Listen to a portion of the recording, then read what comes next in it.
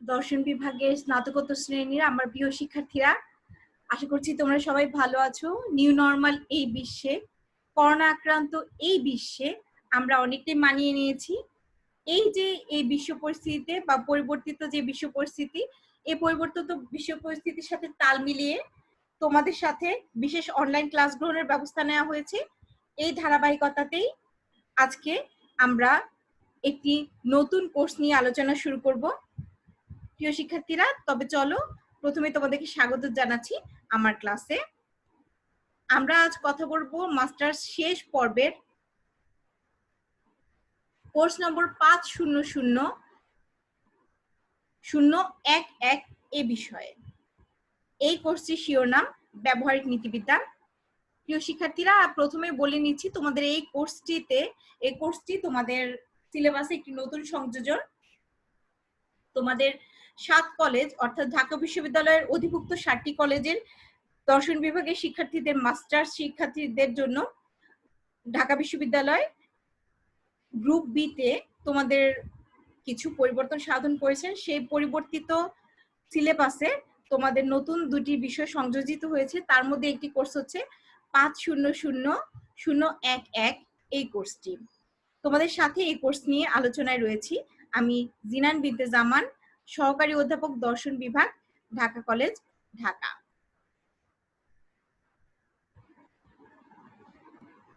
শিক্ষার্থীরা, আমাদের এই কোর্সটি যেহেতু একটি নতুন কোর্স, তাই আজকে প্রথমেই এই কোর্স সংক্রান্ত প্রাথমিক কিছু ধারণা নেওয়ার চেষ্টা আমরা করব। আমাদের আজকের পাঠে থাকবে বা আজকের আলোচনায় থাকবে পাঠ্য বই সংক্রান্ত প্রাথমিক আলোচনা। অর্থাৎ তোমরা বুঝতেই পারছো যে এই কোর্সটির জন্য তোমাদের একটি সুনির্দিষ্ট পাঠ্য বই রয়েছে। এই পাঠ্য বইয়ে যে আলোচ্য বিষয়বস্তুগুলো রয়েছে তোমাদের সিলেবাসে তোমরা যা পড়বে সেই বিষয়ে একটি ধারণা দেওয়ার চেষ্টাই আমি আজকের ক্লাসে তোমাদেরকে করব। শিক্ষার্থীরা, আমাদের এই কোর্সের শিরোনাম প্র্যাকটিক্যাল এথিক্স বা ব্যবহারিক নীতিবিদ্যা, তা তোমরা পর্দায় দেখতে পাচ্ছ। আমরা এই কোর্সটির জন্য যে গ্রন্থটিকে আমাদের টেক্সট বুক হিসাবে নিয়েছি সেই গ্রন্থটি হচ্ছে পিটার সিঙ্গার রচিত practical ethics 3rd edition, Cambridge University Press. সাম্প্রতিক কালের অত্যন্ত গুরুত্বপূর্ণ একজন নীতি দার্শনিক পিটার সিঙ্গার। তার লেখনীতে বর্তমান কালের যে নৈতিকতা সংক্রান্ত ধারণা তাতে একটি চ্যালেঞ্জ বা যুগান্তকারী পরিবর্তন আমরা দেখতে পাই। এই পিটার সিঙ্গারের লিখিত গ্রন্থ, যা 1979 সালে সর্বপ্রথম প্রকাশিত হয়, প্র্যাকটিক্যাল এথিক্স, এরই 3য় সংস্করণটি তোমাদের পাঠ্য। পিটার সিঙ্গারের এই সংস্করণটির বা এই প্র্যাকটিক্যাল এথিক্স গ্রন্থটির বঙ্গানুবাদ বের হয়েছে। এই বঙ্গানুবাদটি করেছেন ঢাকা বিশ্ববিদ্যালয়ের অধ্যাপক প্রদীপ কুমার রায় স্যার। স্যারের এই বইটি ব্যবহারিক নীতিবিদ্যা নামে প্রকাশিত হয় 2012 সালে ঢাকা অবসর প্রকাশনী থেকে। তোমরা অবশ্যই বইগুলো সংগ্রহ করে নিবে। প্রিয় শিক্ষার্থীরা, পিটার সিঙ্গারের প্র্যাকটিক্যাল এথিক্স সংক্রান্ত আলোচনার শুরুতেই আমাদের পিটার সিঙ্গার সম্বন্ধে একটু জানার আবশ্যকতা রয়েছে বলে আমি মনে করি। পিটার সিঙ্গার 1946 সালে জন্মগ্রহণ করেছেন অস্ট্রেলিয়ায়। অস্ট্রেলীয় বংশোদ্ভূত এই দার্শনিক অত্যন্ত মেধার স্বাক্ষর রেখেছে তার জীবনের প্রথম থেকেই। তার শিক্ষা জীবনে শুরু হয় অস্ট্রেলিয়ায়। তার পরবর্তীতে তিনি অস্ট্রেলিয়ার মেলবোর্ন বিশ্ববিদ্যালয় থেকে আইন এবং দর্শনের উপরে উচ্চতর ডিগ্রি গ্রহণ করেন। এই ডিগ্রি গ্রহণ করার পরে তিনি বিশ্ববিখ্যাত অক্সফোর্ড বিশ্ববিদ্যালয়ে তৎকালীন খুব গুরুত্বপূর্ণ একজন নীতিবিদ আর.এম. হেয়ারের অধীনে আমরা কেন নৈতিক হব এই অভিসন্দর্ভ রচনার মাধ্যমে দর্শনে উচ্চতর ডিগ্রি অর্জন করেছিলেন। এই দার্শনিকের চিন্তা ভাবনা বা পিটার সিঙ্গারের যে চিন্তাধারা তা ছিল প্রচলিত দর্শন থেকে অনেকটাই আলাদা। বরঞ্চ বলা যায় আধুনিক কালের যে দর্শনের চিন্তা ভাবনা বা প্রাচীনকাল থেকে চলে আসা আধুনিক কাল পর্যন্ত দর্শনের যে গতানুগতিক ধারা তা থেকে অনেকটাই বের হয়ে পিটার সিঙ্গার তার আলোচনায় একটি উপযোগবাদী নীতি দাঁড় করানোর চেষ্টা করেন এবং তিনি দেখেন যে দর্শনের যে সার্বজনীনতার সমস্যা রয়েছে, অর্থাৎ সবাই দর্শনের সব তত্ত্বকে বা নৈতিকতার সব তত্ত্বকে সমানভাবে গ্রহণ করছে না। সেই সমস্যাটিকে সমাধানের একমাত্র উপায় হচ্ছে উপযোগবাদী নীতি। এই উপযোগবাদী নীতির ভিত্তিতেই কিন্তু তিনি তার দার্শনিক মতবাদটিকে সুস্পষ্ট করার চেষ্টা করেন। পিটার সিঙ্গারের দার্শনিক আলোচনার ক্ষেত্রটি হচ্ছে বায়ো এথিক্স বা প্রাণ নৈতিকতা, বা যাকে আমরা জীবন নৈতিকবিদ্যা হিসাবেও উল্লেখ করে থাকি। পিটার সিঙ্গারের এই আলোচনায় তিনি প্রথমে যে গ্রন্থটি দিয়ে আমাদের জ্ঞানের জগতে নতুন একটি দোলা দেওয়া সক্ষম হয়েছিলেন সেটি হচ্ছে প্র্যাকটিক্যাল এথিক্স। এই গ্রন্থটি তৎকালীন সময় অনেক পণ্ডিতকে যেমন এই গ্রন্থটি নতুন একটি দিক নির্দেশনা দিয়েছিল, তেমনি ভাবে এই সময় এসেও এর বাস্তবতা বা এর প্রয়োগ অনেক বেশি লক্ষ্য করা যায়। প্রিয় শিক্ষার্থীরা, এই বিশেষ গ্রন্থটি নিয়েই আমাদের পাঠ। চলো তবে আমরা দেখি পিটার সিঙ্গারের আলোকে আমরা ব্যবহারিক নীতিবিদ্যা বলতে আসলে কি বুঝি। ব্যবহারিক নীতিবিদ্যা সম্বন্ধে তিনি প্রথমেই তার একদম প্র্যাকটিক্যাল এথিক্স গ্রন্থের প্রথমেই আলোচনা করার চেষ্টা করেছেন। তিনি বলেছেন ব্যবহারিক নীতিবিদ্যা কি এবং ব্যবহারিক নীতিবিদ্যা কি নয় তা সুস্পষ্ট করার প্রয়োজনীয়তা রয়েছে। এক্ষেত্রে তার যে আলোচনা তা হচ্ছে, যে নীতিবিদ্যা প্রচলিত নীতিবিদ্যার বিষয়বস্তু আলোচনায় মানুষ এবং মানুষের নিকটবর্তী সমগুণ সম্পন্ন অন্যান্য প্রাণীকেও অন্তর্ভুক্ত করে তাকে ব্যবহারিক নীতিবিদ্যা বলেন। অর্থাৎ পিটার সিঙ্গারের মতে নীতিবিদ্যা কিন্তু শুধুমাত্র মানব আচরণেরই ভালো মন্দ মূল্যায়ন করবে তা নয়, বরঞ্চ নীতিবিদ্যা এমন একটি ক্ষেত্র তৈরি করে বা ব্যবহারিক নীতিবিদ্যা এমন একটি নতুন দ্বার আমাদের সামনে উন্মোচন করে যা মানুষের পাশাপাশি মানুষের সমগুণ সম্পন্ন মানবেতর যে প্রাণীগুলো রয়েছে তাদের প্রতি আমাদের যে আচরণ রয়েছে সেই আচরণের মূল্যায়ন করে থাকে। পিটার সিঙ্গারের মতে ব্যবহারিক নীতিবিদ্যা আমাদের ব্যবহারিক সমস্যা নিয়ে আলোচনা করে। খুব স্বাভাবিকভাবে ব্যবহারিক নীতিবিদ্যার আলোচ্য বিষয় নৈতিক সকল সমস্যা নয়, শুধুমাত্র যে বিষয়গুলো আমাদের নৈতিক জীবন বা আমাদের বাস্তবিক ব্যবহারিক জীবনকে বিশেষভাবে প্রভাবিত করে বা আমাদের বাস্তব জীবনের সাথে জীবন ঘনিষ্ঠ যে সমস্যাগুলো রয়েছে, যে নৈতিক সমস্যাগুলো রয়েছে, তাই কিন্তু ব্যবহারিক নীতিবিদ্যার আলোচ্য বিষয়। ব্যবহারিক নীতিবিদ্যা সম্বন্ধে পিটার সিঙ্গারের মতটি তোমরা পর্দায় দেখতে পাচ্ছ। পিটার সিঙ্গার আলোচিত ব্যবহারিক নীতিবিদ্যা প্রথাগত বা প্রচলিত নীতিবিদ্যার বিরুদ্ধে একটি চ্যালেঞ্জ স্বরূপ। যেমন তার ব্যক্তি সম্পর্কিত যে ধারণা, এই কথাই কিন্তু প্রমাণ করার চেষ্টা করে যে কিছু কিছু উচ্চতর প্রাণী জীবনের মূল্য কিছু কিছু মানুষের জীবনের মূল্যের সমান বা তার চেয়েও অধিক। এছাড়া কৃপা হত্যা, গর্ভপাত, শিশু হত্যা এই বিষয়গুলো উপযোগবাদী দৃষ্টিকোণ থেকে সমর্থনযোগ্য। তাই এতে আশ্চর্য হবার কিছু নেই যে তার এ সমস্ত মতবাদ একদিকে জনপ্রিয় এবং অন্যদিকে দার্শনিক সমালোচনার সৃষ্টি করেছিল। তিনি এই গ্রন্থের সমতা এবং এর তাৎপর্য মানবেতর প্রাণীর প্রাণহরণ, হত্যা, গর্ভপাত, ধনী দরিদ্র, জলবায়ু পরিবেশ, সহিংসতা, আইন অমান্য আন্দোলন, সন্ত্রাসবাদ এবং আমরা কেন নৈতিকভাবে কাজ করব সে বিষয়ে একটি রূপরেখা দেওয়ার চেষ্টা করেছেন। পিটার সিঙ্গার তার সাবলীল এবং সুন্দর আলোচনায় ব্যবহারিক নীতিবিদ্যার যে রূপরেখাটি আমাদের সামনে তুলে ধরার চেষ্টা করেন, সেখানে প্রথম অধ্যায়ে তিনি দেখানোর চেষ্টা করেছেন যে নীতিবিদ্যা আসলে কি, নীতিবিদ্যার স্বরূপটি কি বা কি হওয়া উচিত। আমরা প্রথাগতভাবে নীতিবিদ্যার যে ধ্যান ধারণা নিয়ে রাখি আমাদের মাঝে, সেখানে আমরা বলে থাকি নীতিবিদ্যা হচ্ছে দর্শনের সেই শাখা যা মানবের আচরণের মূল্যায়ন করে থাকে, মানবের আচরণের ভালো মন্দের দিকটিকে আদর্শের ভিত্তিতে মূল্যায়নকারী শাখাটি হচ্ছে নীতিবিদ্যা। কিন্তু পিটার সিঙ্গারের এই ধারণাটি, পিটার সিঙ্গার ব্যবহারিক নীতিবিদ্যার আলোচনা এই ধারণাটিকে অনেকটাই বদলে দেন। তিনি বলেন না, শুধুমাত্র মানবের প্রতি মানবের আচরণ নয়, বরঞ্চ মানবের চেয়েও কিছু কিছু ক্ষেত্রে মানবেতর কিছু প্রাণী বা মানুষের সাথে সমগুণ সম্পন্ন কিছু প্রাণীর আচরণকেও আমাদের গ্রহণ করতে হবে, তাদের প্রতি আমাদের যে বাধ্যবাধকতা রয়েছে তাকে স্বীকৃতি দিতে হবে নৈতিকতার আলোচনার ক্ষেত্রে। এখানে কিন্তু আমরা উপযোগবাদী নীলের কিছুটা ছায়া দেখতে পাই। নীল যেমন মানবতর প্রাণীর ক্ষেত্রেও কিছু বেদনার নীতি পরিহারের কথা বলেছিলেন, সেখানে আমরা দেখেছিলাম যে শুধুমাত্র সুখের নীতিটি কিন্তু উপযোগবাদ নয়, সবাইকে সুখ না দিতে পারলেও বেদনাও যেন না পায় সেদিকটিকেও গুরুত্ব দিতে হবে। একইভাবে পিটার সিঙ্গার আলোচনাতেও আমরা তা দেখেছি। পিটার সিঙ্গার আলোচনায় আমরা এর আরেকটু উন্নত সংস্করণ দেখেছি বললে ভুল হবে না, কারণ তিনি শুধুমাত্র উপযোগবাদী নীতিকে মানুষের মধ্যে সীমাবদ্ধ না রেখে মানবেতর প্রাণীর ক্ষেত্রেও তাকে প্রয়োগ করেছেন। তিনি দেখিয়েছেন যে উপযোগবাদী নীতির প্রয়োগের মাধ্যমে আমরা শুধু মানবাচরণ নয়, মানবের ভালো মন্দ নয়, মানবেতর বা মানুষের সাথে সমগুণ সম্পন্ন অন্যান্য প্রাণীর আচরণকেও মূল্যায়ন করতে পারি। পিটার সিঙ্গার কিছু কিছু ক্ষেত্রে কৃপা হত্যা, ভ্রূণ হত্যা, এরপরে আত্মহত্যা, এই বিষয়গুলো নিয়ে আলোচনা করেছেন এবং এগুলোকে বাস্তবিক নৈতিক সমস্যা হিসেবে চিহ্নিত করেছেন। তিনি সমতা নিয়ে কথা বলেছেন, তিনি কথা বলেছেন আইন অমান্য আন্দোলন নিয়ে। তার এখানে উঠে এসেছে সমসাময়িক যে রাজনৈতিক প্রেক্ষাপট, বিশ্বের উন্নত দেশগুলোর সাথে পিছিয়ে পড়া রাষ্ট্রগুলোর যে বৈষম্যের দিক, সেগুলোকে তিনি সুন্দরভাবে বিশ্লেষণ করার একটি প্রয়াস পেয়েছেন। পিটার সিঙ্গারের যে এই আলোচনায় আমরা দেখতে পাই নীতিবিদ্যার একটি বড় দুয়ার আমাদের সামনে উন্মুক্ত হয়ে গেছে। এই যে আলোচনা, এই আলোচনার পরিপ্রেক্ষিতে শুধুমাত্র মানুষের সাথে মানুষের আচরণ নয়, মানুষের সাথে অন্য সকলের আচরণ সামষ্টিক এবং ব্যক্তি কেন্দ্রিক সব দিক থেকে পিটার সিঙ্গার আলোচনা করার চেষ্টা করেছেন।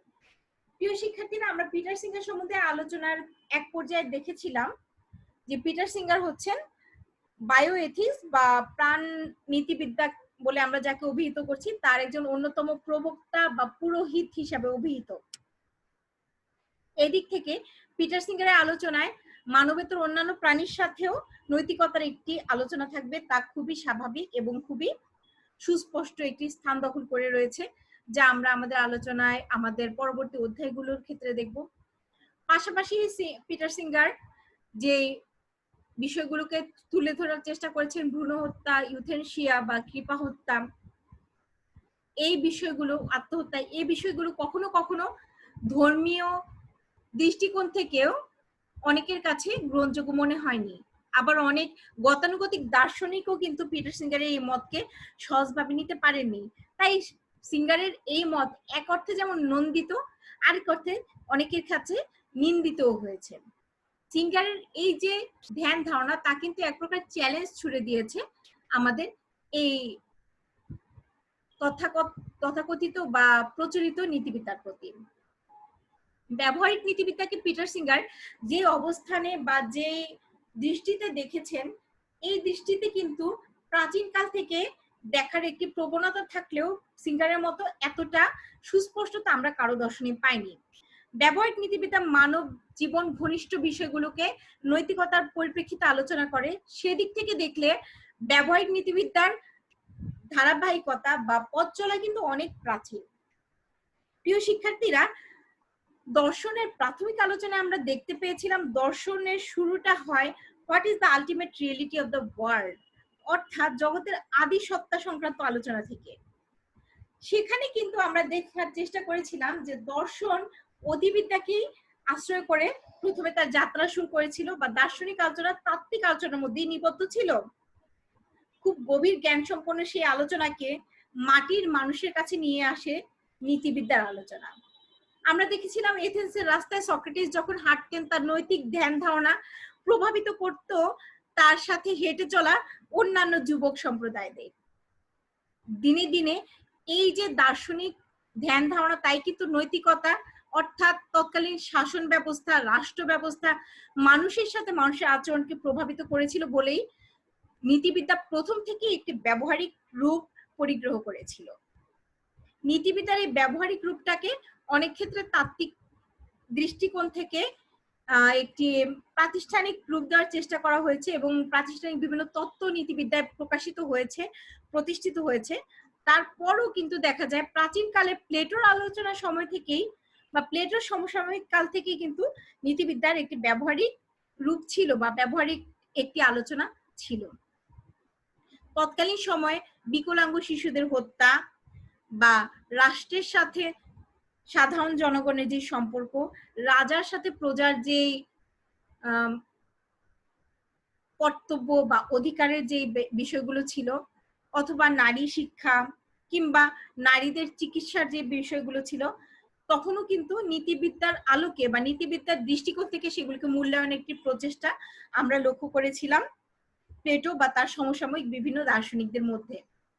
এরপরে প্রাচীনকাল থেকে যখন মধ্যযুগে উত্তরণ ঘটলো, তখনও কিন্তু নীতিবিদ্যা ব্যবহারিক দিকটি বিশেষভাবে লক্ষ্য করা যায়, বিশেষ করে Saint Thomas Aquinas, Saint Augustine তাদের আলোচনার ক্ষেত্রে যাজক দার্শনিকদের এই আলোচনায় আমরা দেখতে পাই যদিও ধর্ম একটি বিশেষ স্থান দখল করেছিল, তারপরেও কিন্তু নারীর সম্ভ্রম রক্ষায় হত্যাকে তারা সমর্থন করেননি বা নৈতিকতার দিক থেকে একে বিচার করার একটি প্রয়াস পেয়েছিলেন, বা যুদ্ধক্ষেত্রে সত্যতা বা মিথ্যাত্বের যে অবস্থান তা কেমন হবে সেটা নিয়েও একটি দীর্ঘ নৈতিক আলোচনা কিন্তু একুইনাসের দর্শনে আমরা দেখতে পেয়েছিলাম।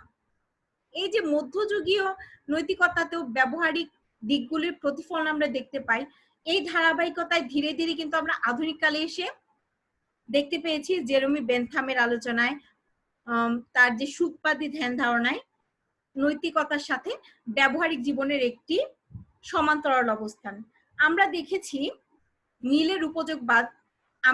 মিলের উপযোগবাদে শাসন ব্যবস্থার সাথে কিভাবে নৈতিকতার একটি সমন্বয় অথবা মানুষের সাথে মানুষের যে আচরণ সেখানে নৈতিকতার কি প্রতিফলন সে বিষয়ে আমরা এরপরে হেয়ারের পরামর্শবাদ দেখেছি। আমরা দেখেছি অনেক দার্শনিকদের রাসেলের আলোচনায় দেখেছি আমরা নৈতিকতার তত্ত্বের পাশাপাশি এর ব্যবহারিক প্রয়োগের যে দিকগুলো আছে সেগুলো। তাহলে দেখা যাচ্ছে যে নৈতিকতার আলোচনায় ব্যবহারিক দিকটি কিন্তু প্রথম থেকে বা নীতিবিদ্যার একদম শুরু থেকে জন্মলগ্ন থেকেই ছিল। তারপরেও সেখানে কোথাও একটি শূন্যতা ছিল, যে শূন্যতাটি অনেকটাই পূরণ করতে সক্ষম হয়েছিলেন পিটার সিঙ্গার তার প্র্যাকটিক্যাল এথিক্স গ্রন্থের আলোচনার মধ্য দিয়ে। মূলত তার দর্শনের ক্ষেত্রে তার যে চিন্তাধারা, সেই চিন্তাধারাটা ছিল এমন যে আমি কেন নৈতিক হব সেই বিষয়টিকে আগে ব্যাখ্যা করা প্রয়োজন, যে বিষয়ে তিনি নিজে অভিসন্দর্ভ রচনা করেছিলেন। এই ধারাবাহিকতায় তার প্র্যাকটিক্যাল এথিক্স এর প্রথম যে আলোচনা, প্র্যাকটিক্যাল এথিক্স গ্রন্থের প্রথম যে অধ্যায়, সেই অধ্যায়তেই কিন্তু তিনি বলেছেন নীতিবিদ্যা কি, নীতিবিদ্যার স্বরূপ কি বা কি হওয়া উচিত এই বিষয়টি, ব্যবহারিক নীতিবিদ্যা কি, ব্যবহারিক নীতিবিদ্যা কি নয়, তার আলোচনা থেকে তার প্র্যাকটিক্যাল এথিক্স এর যাত্রা শুরু, যা পরবর্তীতে ধারাবাহিক আলোচনায় কৃপা হত্যা, ভ্রূণ হত্যা, আত্মহত্যা, সমতা, তারপরে নারীর অধিকার, পরিবেশ নীতিবিদ্যা এই বিষয়গুলোর দিকেও প্রসারিত হয়েছে। আমরা আমাদের আলোচনায় বিভিন্ন অধ্যায়ে সেগুলোর দিকে আলোকপাত করার চেষ্টা করব। এবার তবে চলো পিটার সিঙ্গারের আলোচিত এই যে পাঠ্য বই প্র্যাকটিক্যাল এথিক্স এর অ্যাবস্ট্রাক্ট সম্বন্ধে যা জানা যায় উইকিপিডিয়াতে এ বিষয়ে কি বলা আছে সেটি একটু দেখার আমরা চেষ্টা করি। For 30 years, Peter Singer Practical Ethics has been the classic introduction to the applied ethics. For this third edition, the author has revised and updated all the chapters and added a new chapter addressing climate change, one of the most important ethical challenges of our generation. Some of the questions discussed in this book concern our daily lives. It is ethical to buy luxurious when others do not have enough to eat? Should we buy meat for intensively dead animals? Am I doing something wrong if my carbon footprint is above the global average? The other questions confronts us as concerned citizens. Equality and discrimination on the grounds of race or sex, abortion, the use of embryos for research and euthanasia, political violence and terrorism, and the preservation of our planet's environment. This book lucid style and provocating arguments make it an ideal text for university courses and for anyone willing to think about how she or he ought to live. প্রিয় শিক্ষার্থীরা, কত সংক্ষেপে, কত পরিশুদ্ধ ভাষায় Peter সিঙ্গারের এই তৃতীয় সংস্করণের একটি অ্যাবস্ট্রাক্ট এখানে তুলে ধরা হয়েছে তা তোমরা দেখতে পেলে। পিটার সিঙ্গারের আলোচ্য সূচি অনুসারে পিটার সিঙ্গারের যে তৃতীয় সংস্করণ প্র্যাকটিক্যাল এথিক্স গ্রন্থটির, এখানে একটি নতুন অধ্যায় সংযোজিত হয়েছে যা ক্লাইমেট চেঞ্জ বা জলবায়ু পরিবর্তনের উপরে সংযোজন করা হয়েছে। জলবায়ু পরিবর্তন কিন্তু বর্তমান বিশ্বের অত্যন্ত গুরুত্বপূর্ণ একটি ইস্যু হিসাবে দেখা গেছে। এছাড়াও পিটার সিঙ্গার আমাদের আচরণের সাথে অন্যান্য জীবের আচরণের বা অন্যান্য জীবের প্রতি আমাদের যে আচরণ তার যে নৈতিক ভিত্তি সেই বিষয়গুলো নিয়ে আলোকপাত করার চেষ্টা করেছেন। তিনি দেখানোর চেষ্টা করেছেন যে শুধুমাত্র রিসার্চের জন্য, শুধুমাত্র গবেষণার জন্য কাউকে ব্যবহার করার যৌক্তিকতা কতটুকু। আসলে কি আমরা ইউথেনেশিয়াকে সমর্থন করতে পারি, বা কৃপা হত্যাকে কি আমি শুধুমাত্র আমার প্রয়োজনে ব্যবহার করতে পারি, বা কোনো ভ্রূণকে আমি কি ব্যবহার করতে পারি, কোনো বিচ্যুত ভ্রূণকে, যে ভ্রূণকে হত্যা করা হয়েছে তাকে বা ব্যবহারের যৌক্তিকতা কতটুকু, বা শুধুমাত্র আমি আমার বৈজ্ঞানিক গবেষণাকে এগিয়ে নেওয়ার জন্য অন্য কোনো প্রাণীকে, অন্য কোনো মানুষকে ব্যবহার করতে পারি কিনা, সেটি নৈতিকভাবে গ্রহণযোগ্য কিনা, এই বিষয়গুলো দেখানোর চেষ্টা করেছেন। তিনি দেখানোর চেষ্টা করেছেন যে আমার মনের আনন্দের জন্য বা শুধুমাত্র আমার কমফোর্টের জন্য, আমার আরামের জন্য, আমার কিছুটা প্রশান্তির জন্য আমি আরেকজনের জীবন হরণ করতে পারি কিনা। আসলে কি হরিণ একটি বিলুপ্ত প্রায় প্রাণী, চিত্রা হরিণ। এখন চিত্রা হরিণের মাংস যদি আমি আমার রসনা তৃপ্তিতে ব্যবহার করি, যেখানে আমার অন্যান্য খাবার আছে, সেটা কতটুকু যৌক্তিক হবে? আমার মনের আনন্দের জন্য কি আমি কারো প্রাণ সংহার করতে পারি? আমি কি কাউকে বিলুপ্তির পথে ঠেলে দিতে পারি? সেটা যদি করি সেক্ষেত্রে আমার আসলে নৈতিক অবস্থাটা কোথায়, বা নৈতিক দৃষ্টিকোণ থেকে সেটুকু কতটা গ্রহণযোগ্য, তার বিষয়ে একটি পূর্ণাঙ্গ আলোচনা করার প্রয়াস পেয়েছেন তিনি তার প্র্যাকটিক্যাল এথিক্স গ্রন্থে। বর্তমান বিশ্বে একদম অপরিকল্পিতভাবে যে শিল্পায়ন ঘটছে, যে নগরায়ন ঘটছে, এই শিল্পায়নের ফলে বা পারমাণবিক পরীক্ষা নিরীক্ষার ফলে আমাদের সামগ্রিক বিশ্ব পরিস্থিতি, যেভাবে বিশ্বের যে প্রাকৃতিক পরিবেশ যেভাবে ক্ষতিগ্রস্ত হচ্ছে, তার নৈতিক মূল্যায়নটা কি হবে, বা তাকে আমরা কিভাবে নৈতিক মূল্যায়ন করতে পারি, সেই বিষয়টি নিয়েও পিটার সিঙ্গার আলোচনা করেছেন তার এই গ্রন্থে। বিশেষ করে তার ক্লাইমেট চেঞ্জ অধ্যায়টিতে তিনি এই বিষয়ে আলোকপাত করার চেষ্টা করেছেন। আমরা এই সামগ্রিক আলোচনাগুলোই তুলে ধরবো আমাদের পরবর্তী আলোচনায়, পরবর্তী বিভিন্ন অধ্যায়গুলোতে। প্রিয় শিক্ষার্থীরা, লক্ষ্য করলে দেখা যায় ব্যবহারিক নীতিবিদ্যা সংক্রান্ত যে আলোচনা নীতিবিদ্যার একদম সূচনাকাল থেকে ছিল, তা কিন্তু পিটার সিঙ্গারের মাধ্যমে এই গত শতাব্দীর 60-এর দশক থেকে একটি নতুন মাত্রা পেয়েছে। এ কারণে বলা হয়েছে গত শতাব্দীর শেষার্ধে এসে ব্যবহারিক নীতিবিদ্যার যে ধারণা, প্র্যাকটিক্যাল এথিক্সের ধারণাকে পিটার সিঙ্গার একটি উন্নত মাত্রায় বা আমাদের চিন্তাশীলতার জায়গায় এনে দাঁড় করিয়েছেন, এবং আমাদের যে আধুনিক বা নব্য নৈতিক চিন্তাধারা, সেই নব্য নৈতিক চিন্তাধারার পরিপ্রেক্ষিতেই ব্যবহারিক নীতিবিদ্যা আমরা আলোচনা করার চেষ্টা করব। তো এই ছিল আমাদের আজকের আলোচনা। আজকের এই আলোচনার প্রেক্ষিতে আমাদের আগামী দিন আমরা দেখব ব্যবহারিক নীতিবিদ্যার বিষয়বস্তু ও স্বরূপ সম্পর্কে, অর্থাৎ ব্যবহারিক নীতিবিদ্যা কোন কোন বিষয়কে নিজে পরিধিভুক্ত করে, বা ব্যবহারিক নীতিবিদ্যার প্রকৃত স্বরূপটি কি, এবং অবশ্যই তা পিটার সিঙ্গারের দৃষ্টিকোণ থেকে আমরা দেখার চেষ্টা করব। আজ তবে এ পর্যন্তই থাক। ধন্যবাদ তোমাদের সবাইকে। তোমরা সবাই সুস্থ থাকো, ভালো থাকো। আগামী ক্লাসের জন্য তোমাদের সবাইকে আবারও আমন্ত্রণ জানাচ্ছি।